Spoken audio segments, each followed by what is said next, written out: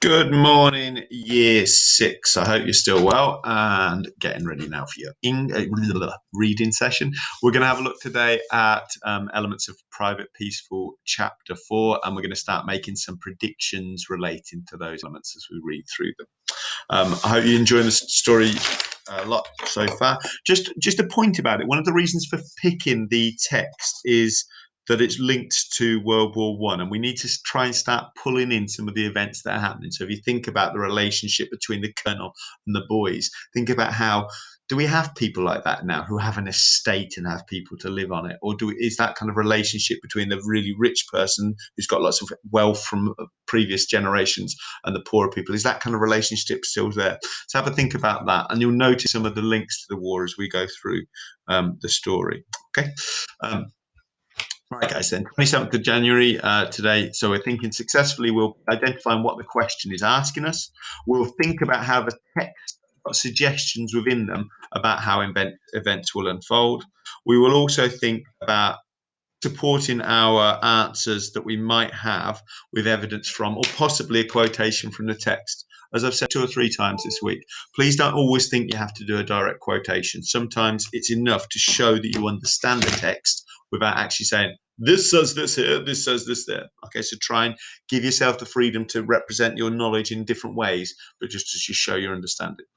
We're going to carry on from page 53, and as we carry on through page 53, we're going to look at certain elements of vocabulary. Okay, we're going to be thinking about which words could go within certain sentences after we've read through page 53.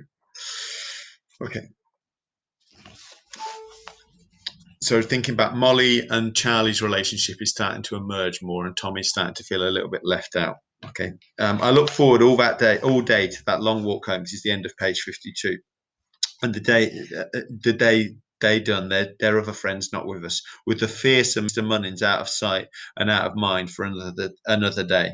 We'd hare, which means to move quickly, we'd hare down the hill to the brook, pull off our great heavy boots, and release our aching feet and toes at long last. We'd sit there on the bank, wiggling our toes in the blessed cool of the water. We'd lie amongst the grass and buttercups of the water meadows and look up at the clouds scudding across the sky as the whipped crows chasing a mewing buzzard. Then we'd follow the brook home, feet squelching in the mud. It's really evocative, these kind of onomatopoeia that are being used to describe the movements that they're making as they squelch through the mud. Squelching in the mud, our toes is oozing with it. Strange when I think of it now, but there was a time when I loved mud, the smell of it, the feel of it, the larking about in it. Not anymore. Now, this point I think is really interesting because suddenly we remember that our narrator is not writing as the child Tommy. Our narrator is writing after this story emerged. So now, as I was saying to you earlier, thinking about our knowledge of World War One, thinking about where the soldiers had to live on the front line at the Battle of the Somme and at other battles, why might he now hate mud?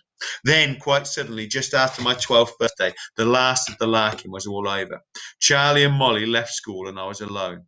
I was a big un in Mr. Munnin's class and hating him more and more than I feared him. I woke up dreading every day. Both Charlie and Molly had found work up in the big house. Almost everyone in the village worked there or on the estate. Molly was under parlour maid and Charlie worked in the hunt kennels and in the stables looking after the dogs and the horses, which he loved. Molly didn't come round to see us nearly so often as before. Like Charlie, she worked 6 days a week, so I hardly saw her.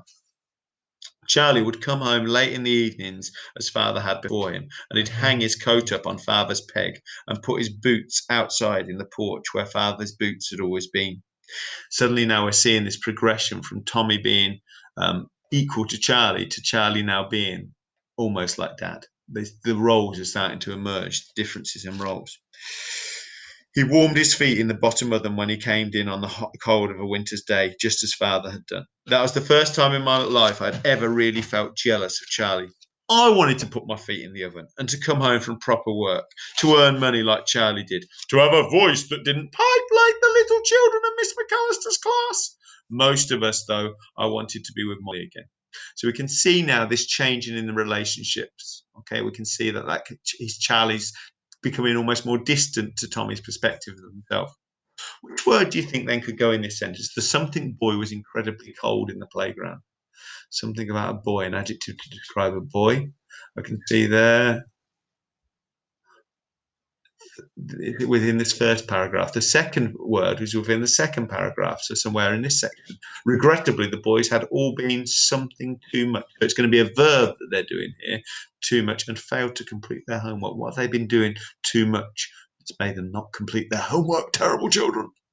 And clumsily, that adverb to open the sentence, I tripped over the crack in the something and fell into the house. Where might you trip over and then fall into a house from this point? Somewhere in that third paragraph. Okay. I've highlighted these sections. I think on the other slides I might have, but basically for each section you've got to look at a passage of, for each sentence you need to look at a section of the page to find the word that should go in that section. Going on then onto page 54. Nights, Charlie did to have a voice that didn't quite like the little children in Miss McAllister's class. Most of all, though, I wanted to be with Molly again.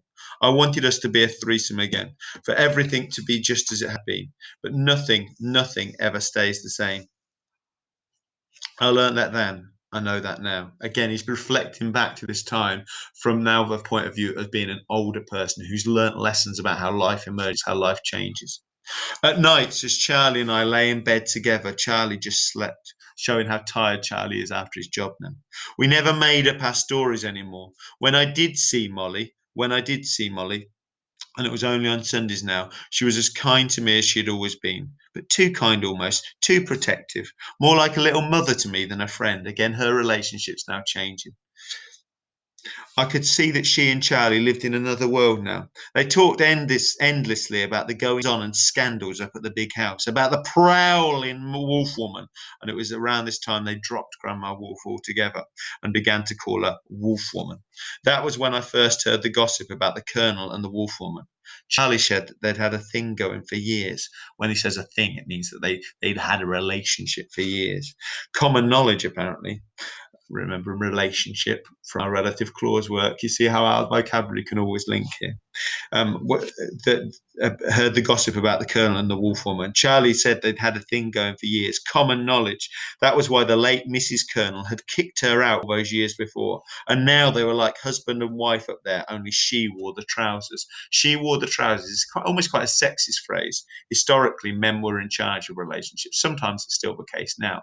And historically, only men wore trousers, whereas women wore different clothing, such as skirts and dresses. So to say she wore the trousers meant that although she might not physically have worn trousers, she was in charge of the relationship. There was talk of the Colonel's dark moods, how he'd shut himself up in his study all day sometimes, and of Cook's tantrums whenever things were not just done just so. Just so. It was a world I could not be part of, a world I did not belong in.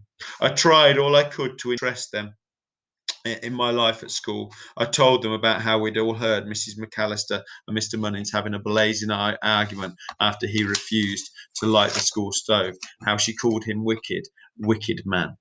This is again seeing how they're progressing in the relationship. He's still got his life going on at school, which isn't part of their life now. And like I said, with 1, 2, and 3, those sentences, there's words in the passages that you can put in those missing sections. The kindly landlord was very something looking at the beginning of the page. The boring teacher droned on something. So you're going to, the droning on's the verb. So what's your adverb going to be to change that verb from the middle section of the page when talking about Newcastle's victory in the football? Maybe he won't do that. We'll see. The toddler was known to kick and shout whenever she had a what? What's the noun of the action that she's doing? Okay, so thinking about the word there. Page 55. Sorry, guys, I'm turning over pages, getting confused. She was right too. This is Mrs. McAllister and talking about Mr. Munnins. Mr. Munnins would never light the stove unless the puddles were iced over in the schoolyard, unless our fingers were so cold we couldn't write. He shouted at her that he would light the stove when he thought fit, and anyway, suffering was part of life and good for a child's soul. Miss Charlie and Molly made out they were interested, but I could tell that they weren't. Again, that distance between Charlie, Molly, and Tommy coming more and more. But I could tell that they weren't. Then one day down by the brook, I turned and saw them walking away from me through the water meadows, holding hands. We'd all held hands before often, but then it had been the three of us. I knew at once that this was different. As I watched them, I felt a sudden ache in my heart. I don't think it was anger or jealousy, more a pang of loss, a deep grief. We did have some moments when we became a threesome again, but they were becoming all too far and few between. I remember the day of the yellow aeroplane. It was the first yellow plane any of us had ever seen. Again, thinking about the coming of war, thinking about what that aeroplane might symbolize. We'd heard about them, seen them in pictures, but until that day, I didn't think I'd ever really believe they were real, that they actually flew, showing how long ago it was that somebody wouldn't be familiar with seeing an aeroplane. You had to see one to believe it. Charlie and Molly and I were fishing down by the brook just for tiddlers or brown trout if we were lucky. We'd done no more salmon poaching. Mother had made us promise. Again, sticking to the promise. That reverence for his mother won't break that promise. Okay. So here we've got 3 sections again. We've got to look for the missing word in each of these sections. So think about where that word would be in the page and find that word that goes with something that precedes as you might be scolded. Something that shows a feeling. We feel something. What feeling do we feel when we lose friends for number 2? And this verb, sorry, not verb, sorry, this noun that's going to be flown by a classmate. I'm scared that somebody's going to fly something. What is it in that final section of the page that shows there? That's the page. Then you've got to fill in those words relating to the text that complete those sentences. And for our prediction, if we look back at page 50 to begin with for prediction, do you think the narrator's mother would be successful in challenging the Colonel's decision? So if I've been writing my response to this section before reading what I knew happened, I'd look back to page 50 and I'd look at this section and I'd think, well, what did I know about how the mother was going to talk to him? She said she sat listening in silence, her face stony. When she spoke in little more than a whisper. I can tell you one thing, she said. There'll be no hiding over my dead body. Then she looked up at us, her eyes full of tears. Why? You said you'd been fishing in the brook. You told me. Oh, Charlie Tomo. So, but I think the point where she whispers, there'll be no hiding, shows me I don't think she'll be successful. But now I know she was. At the time I was like, well, hang on a second. Why would the Colonel listen to Mother? He's up there in the social hierarchy. She's down here. But maybe I should have thought about that whisper. Because when I answered this, I said, I don't think she will be successful because the Colonel has made a clear decision, not decisions. And he has shown when chastising Joe, so telling Joe about the raspberry noise earlier, that he didn't like people mocking him. So I know the Colonel doesn't like people being rude. So I don't think he's going to overturn it. That's an okay answer. Better one, I'm going to add to now. Additionally, the fact that the Colonel had made the threat in front of Grandma Wolf, because she'd heard him say that he was going to give them the hiding they richly deserved, will give him even less desire to lose face. He doesn't want to be let down in front of Grandma Wolf. He doesn't want to show that he's got weakness where the mother of the boys can persuade him to change his mind. So I think that's a good answer to backing up a prediction. I'd like you to make some predictions about page 52, about Tommy, whether I think he'll enjoy it when Charlie and Molly leave. I want you to tell me whether or not the relationship between Charlie's job will make, Charlie's job will make the relationship alter. And finally, I'd like you to think about whether the Colonel's moods, whether how he feels, will be helped by Grandma Wolf living with him. And I think actually I might have given you a 4th question. Sorry, guys. That 4th question then. What do we think that indicates about Charlie and Molly for the future? They're now holding hands. Okay, what does that indicate about their future and the future with Tommy as well? Right, guys, those questions, I'd like you to write your responses on that second sheet. Thank you for your attention today. I look forward to seeing how you've got on with Private Peaceful. Thank you very much, Year 6. Bye-bye.